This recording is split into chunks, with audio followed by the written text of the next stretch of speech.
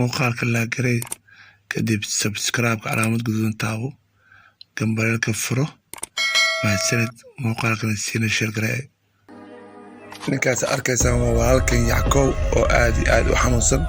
marka walaalkan waxaan ugu baahan yahay garab istaag inaan mar walba garab istaagno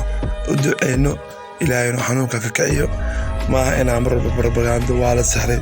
baabajida sahray in markaas baraha bulshada isla xamaro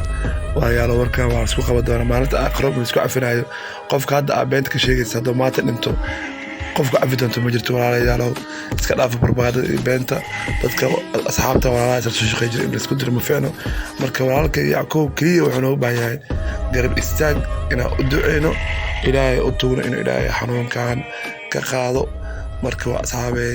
walaalkan u duceyno duco kaliya ayuu noogu mudan yahay inaan u duceyno waa legend waa nin codadkiisa hindiga markuu fasiray ku raacaysan jirna waa maaha maanta dheer ka aamusno inaan maanta afkeena iyo indheena ka qarsano maaha